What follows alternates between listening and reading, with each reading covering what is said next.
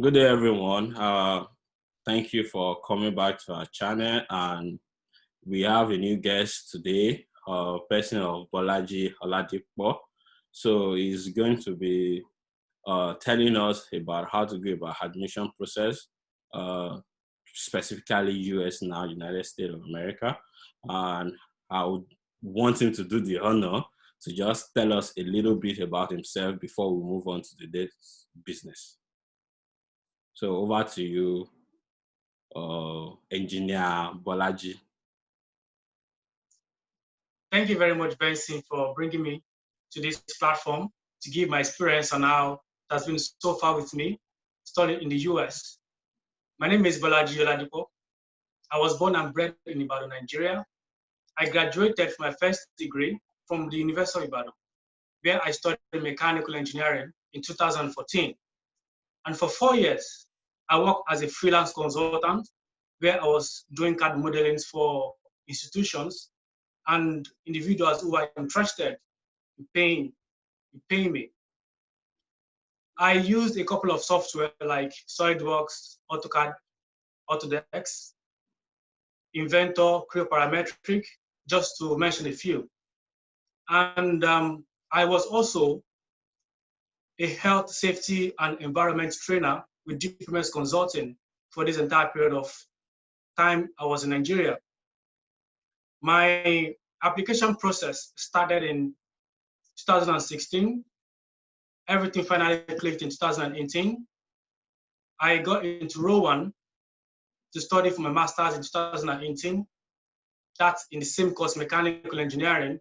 And here is 2020. I'm doing my PhD in the same school. That's good. Engineering. Oh, thank you so much, Engineer Bolaji. Thank you so much for that brief introduction. You've really summarized everything from the beginning to the end, which is very good. So I know we weren't really close back then when we were in undergraduate in UI.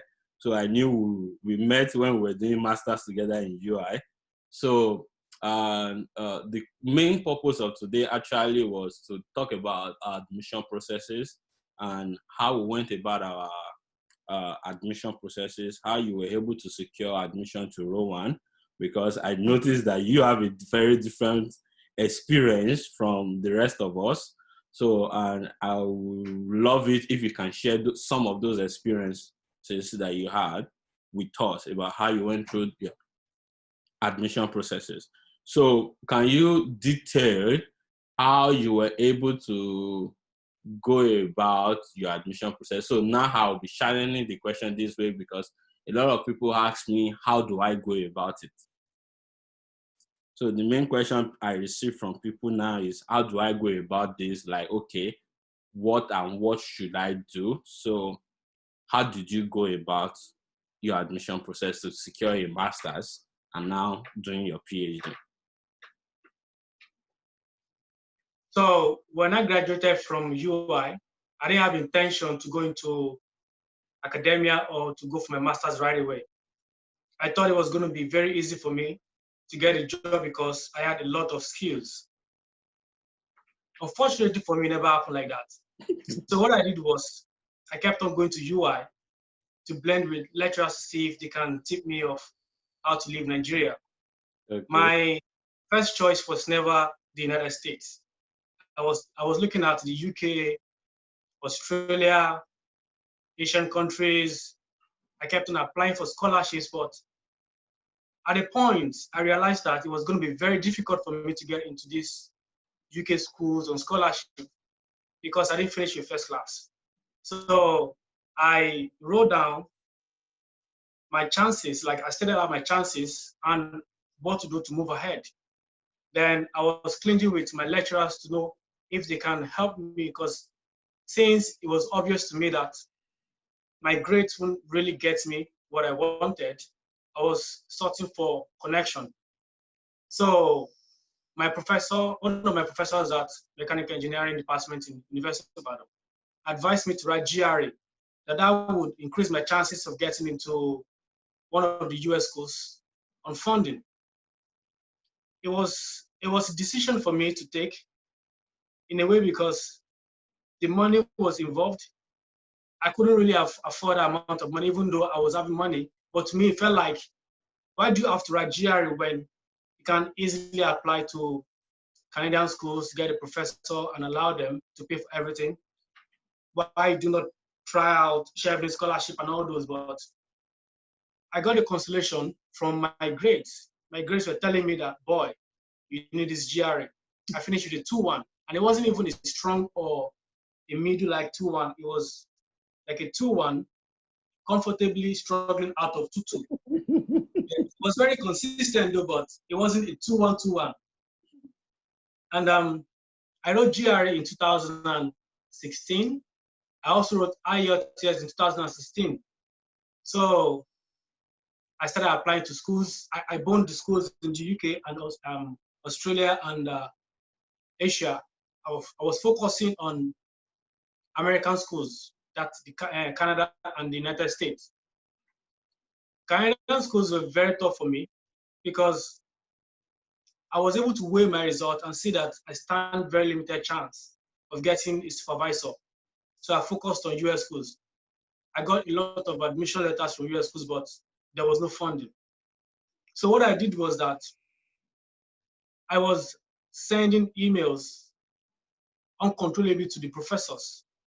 Well, maybe my strategy was too, I would say, was too forward or was too desperate.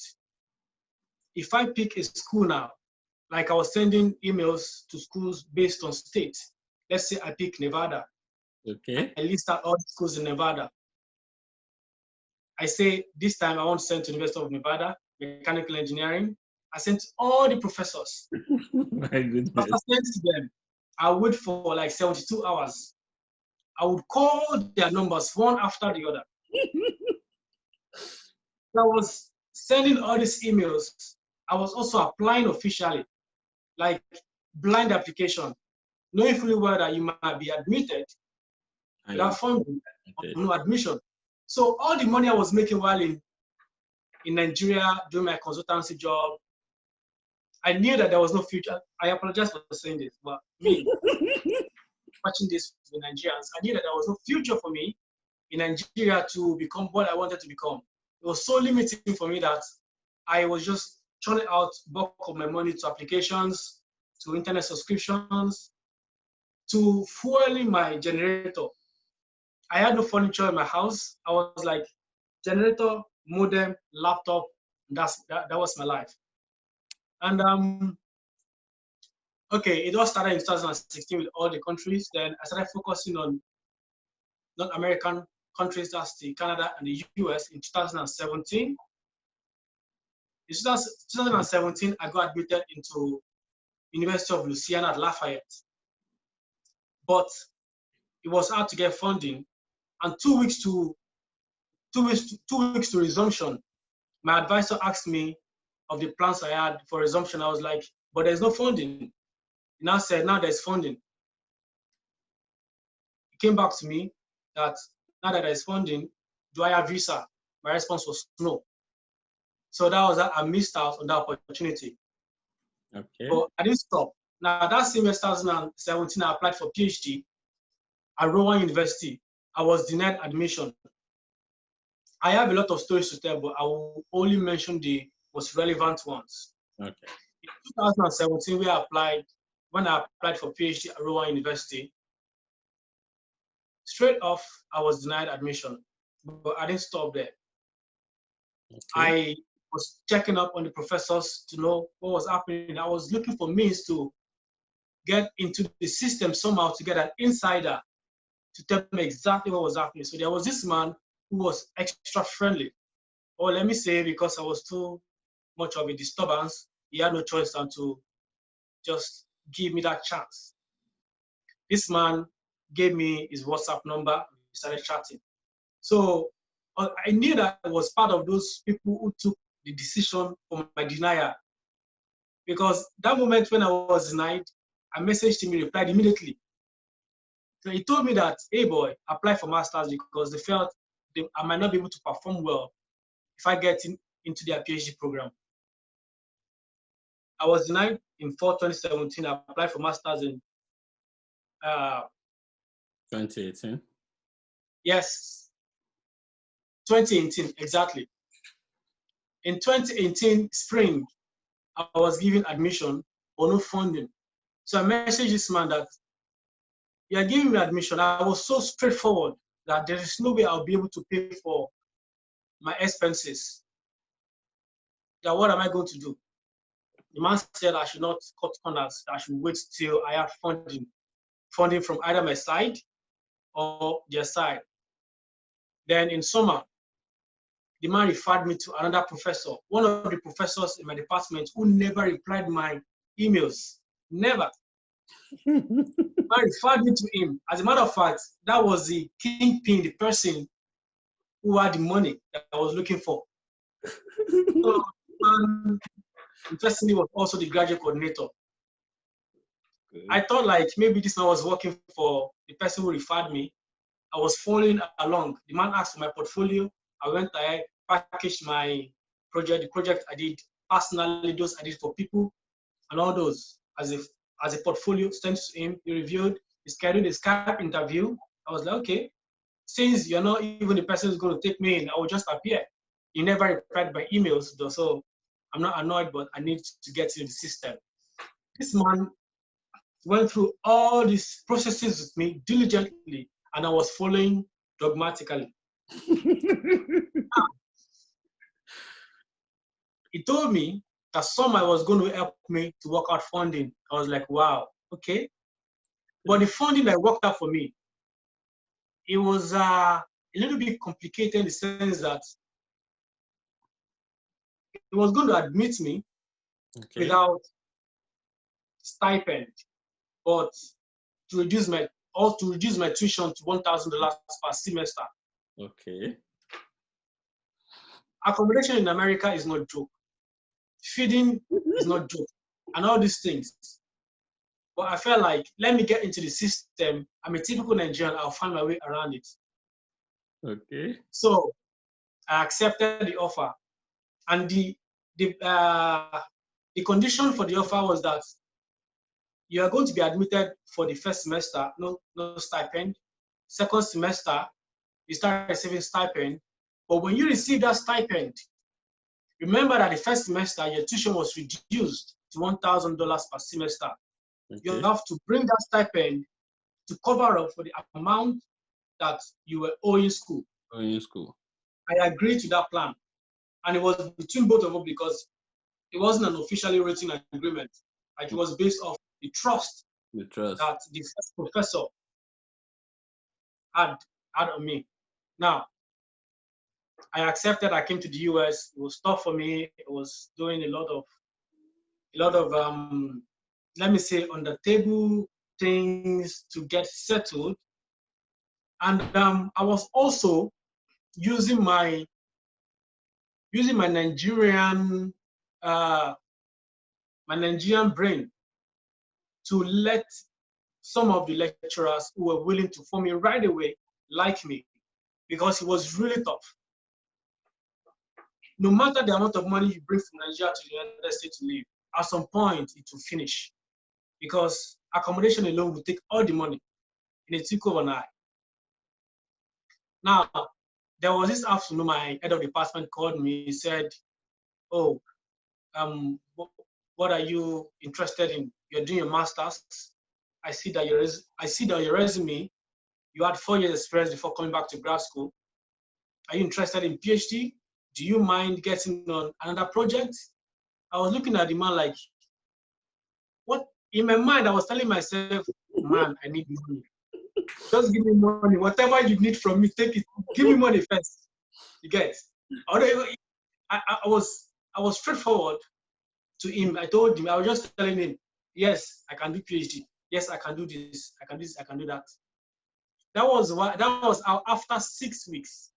After 6 weeks of landing into US, they concluded the arrangement to change me or my program from master's to PhD, from a partly funded project to a fully funded project with the United States Department of Defense. So that's the project I've been on till now, and it's been really, really paying. But one take home I would like to give our listener at this point is that you should not underestimate the power of connection. The man who actually took me in did not have the money. The person who referred me to never replied my messages. So from the connection of my professors at UI making me to gear up to get my exams done, to how I got into Rowan without knowing anybody, you get, like, everything happened online, but then I see the connection, and down to the connection of my HOD referring me for a project that I would never on a normal ground qualify for, like the US defense. Like, from Nigeria, what am I? The qualifications are not there. The smartness that they would require actually not there. But the fact that I was looking out for the connection and I never underestimated anyone got me the position and the required funding that I wanted. That's what I would say. Oh, that's a lot to swallow. You've really said a lot. And to our viewers, one thing I would say is never give up. This is not to discourage you. It is just to encourage you that we all have different experiences, and your experience will be different from mine, and mine is going to be definitely different from yours. So this is just to tell you that once you know what you want, and you are able to do what is necessary for you to get what you how should I put it now? What you desire in life. Once you are or you have the passion, the zeal, and the motive to do the right thing, to be studious, to work hard. Nevertheless, how should I put it now? Your degree, what you finish with, like he said now, you didn't finish with first class, you didn't finish with a very strong 2-1. But whatever degree you have, and being diligent at what you are doing is going to pave way for you. And don't forget the power of connection. And your lecturers, wherever you finish from, you can also talk to them. They also have these connections from going to conferences and all. They're going to help you. They're going to do everything that is needful for you to be able to get what you so desire. So, so you told us you did GRE, you did higher TS. So what other things were required of you to put down during the application processes, aside GRE and aside TOEFL? And how did you go about them?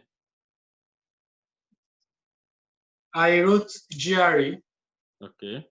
Oh, I scored 299. I wrote IELTS, I scored 6.5. Okay. Rowan University, GRE was never required. I also did West evaluation. Okay. My admission to Rowan University did not require GRE, neither did it require IELTS.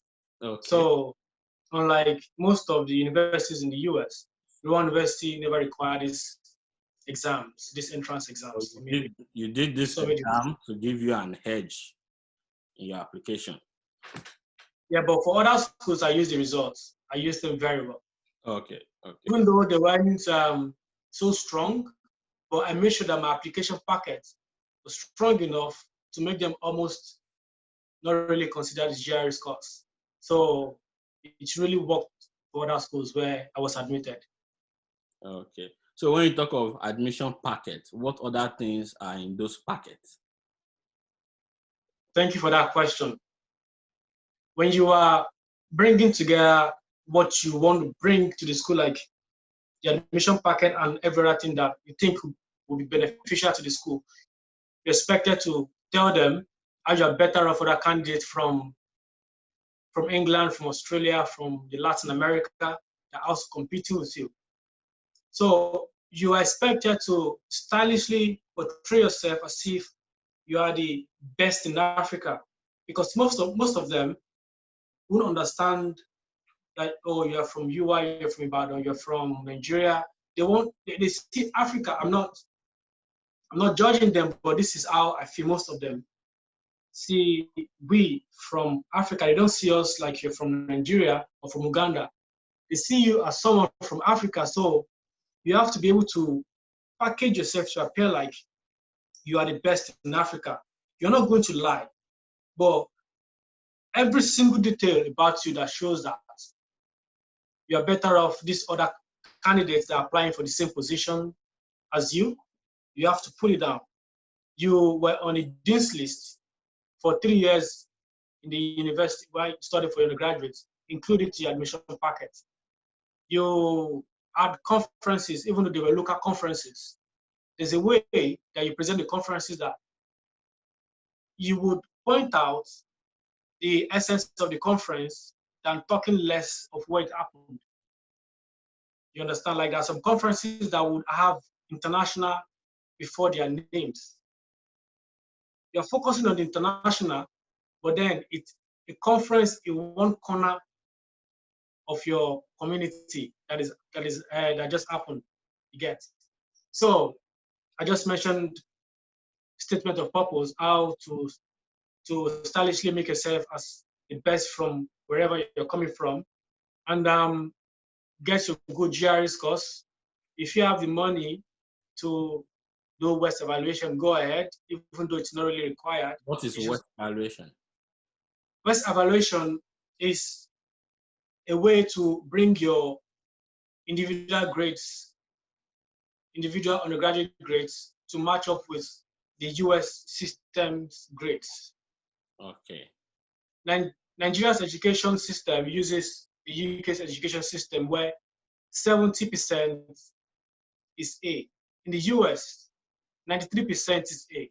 Now, if you just submit for some schools, yes, for some schools, let me say that. For my school, okay, I'm talking based off my school. 94. 94. And can you imagine? 94. 95. See, now, if you submit your transcript and you are fortunate that there is no interpretation of your grades at the back of the transcript, whoever that is evaluating your transcript in the US see like, oh, this guy has scored a lot of 70s. This thing actually affected one of my friends. The person who was reviewing his application, because he told me the details, after the review of his application, they realized that this guy had a lot of 70s and 80s. That is C, that is D and C's. It's not acceptable. And this guy finished from UI first class, undergraduate, distinction at master's level. But he could not get in because there was a problem with the internal US schools evaluation. So if you have the money, you can go ahead to carry out your West evaluation. So US schools would easily understand your grades based off their grade. And also, if you want to get a job alongside schooling, if you somehow work your way around it, if you submit your US transcript, it matches their transcript here. Bachelor's of Science in like BS, as you would say in Nigeria, is BS in America after your West evaluation, without any question. Okay, I see. That's a nice info, but I believe it is not all schools that require West, but it is important. It is recommended if you have the money to do the West evaluation that you can do it, but not compulsory to do. Once you can interpret your results to the schools you are applying for, and some schools, I believe, they specifically require that you submit the West evaluation, right? You're correct. For example, Rowan University asked me for my West evaluation. So that means if you are going to be submitting West evaluation, which is going to be taking time, it means you have to prepare ahead to get this West evaluation ready. Okay, so so if I get it correctly, you prepare GRE, IELTS, statement of purpose, and you detail how to write statement of purpose to tell us about yourself and what you do, what you can do, the reason why you want to do this program, and what you aim to achieve with it at the end. And also the power of networking from your local area, from your undergraduate, how you network also and keep in contact with those networks that you have also. So, and what again? Okay, so you have a good score and every other thing that is necessary and very needful. Okay, so have we covered all? I think we've covered all. We've talked about the detailed admission processes. Okay, so there's application fees also, right? There's application fee also that you pay for this admission process and all. So I think that is that. So the next thing I want to ask is, after getting this admission, I think I've not asked this question from people, but I think let me ask this question. The challenge now that is going on very well, that we have now, is that the border is being closed. All embassies are being shut down, and I know Nigerians applying for US visa. A lot of people applying for US visa, and I read online the rate of denial is very, very, very high. So what can you tell us about after passing through the order, because it's a step-by-step process, looking for school, getting a supervisor or a professor that is ready to fund you, and also getting your admission letter and all, then now to the visa process. So how do you go about the visa process? If you want to apply for a visa to come to the US to study, you have to either have your money, the institution you're paying, from your pockets, or have a funding letter from the institution. If you have a funding letter from the institution, it makes the job very easy for you to get a visa. Okay. Now, that you have that funding letter doesn't mean the school is ready to take you in at that point in time, based off what is happening in the US right now, the pandemic situation. Okay. Would like you to ask questions from your professor, the person who has agreed to pay for your tuition and fees and also stipend, if he would advise you to come to the US right away or defer the semester. Okay. Because, for example, my school, they are having to cut funding for a lot of graduate students. Some who were looking forward to start their PhD program were kind of made to be considering masters, because the funding coming from the state government has been drastically reduced. And there are some schools in New York, like I heard from one of my friends, that some PhD students or some graduate students who have been so used to getting stipend are beginning to have their stipend being cut. That's dangerous. So before you come to the US, even though you have the funding, make sure and be certain that when you arrive the US at this point, that there won't be anything with your funding. Personally, I don't have any problem with my funding because it's already signed. The entire period of my PhD program, the funding is already in the bank. So I don't have any problem with that. But some people who are going to be funded by the department might have a little problem. So find out very well if you'll be affected before you jump ahead to apply for a visa. And if you are coming by your personal bank statement,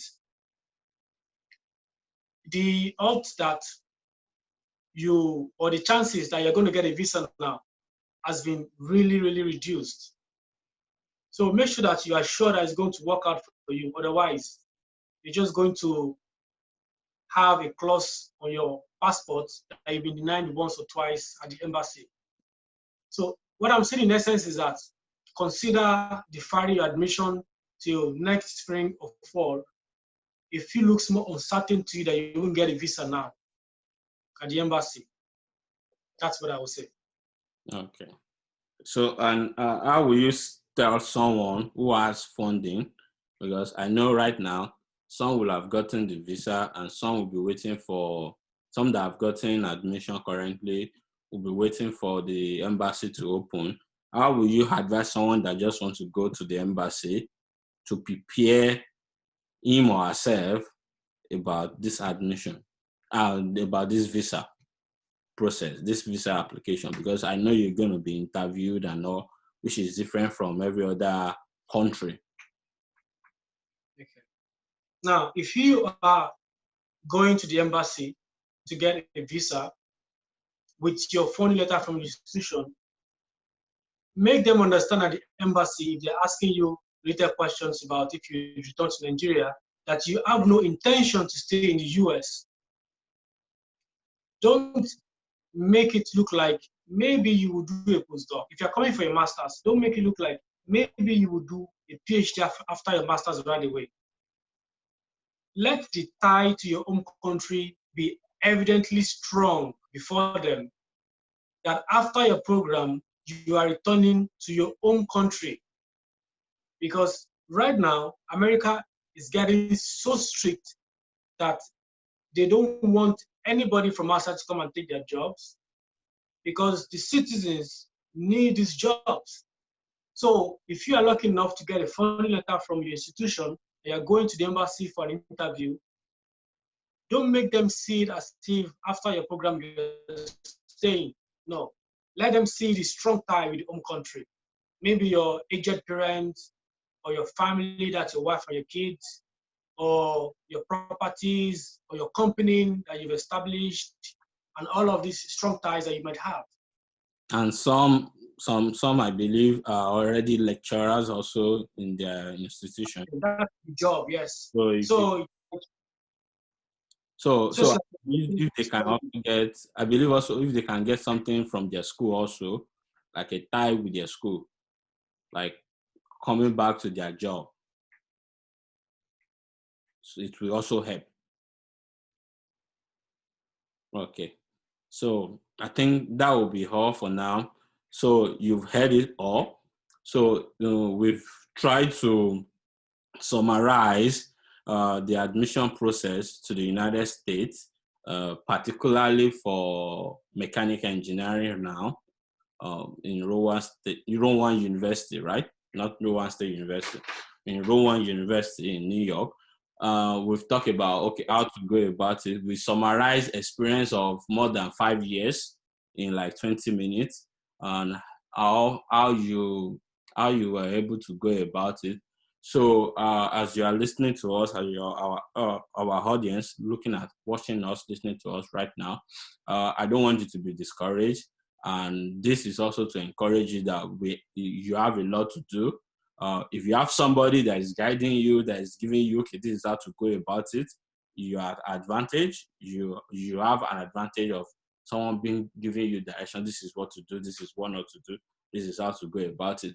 So that is why we create this, that you can be enlightened and have more ideas on how to go about this admission process and also getting your visa. Because I think in all the schools, US is the one that is very difficult in getting visas when you get admissions abroad to study. Other countries is not that very, very strict. I believe they are not that very strict. Once you have your funding and your scholarship, it's visa process is very easy.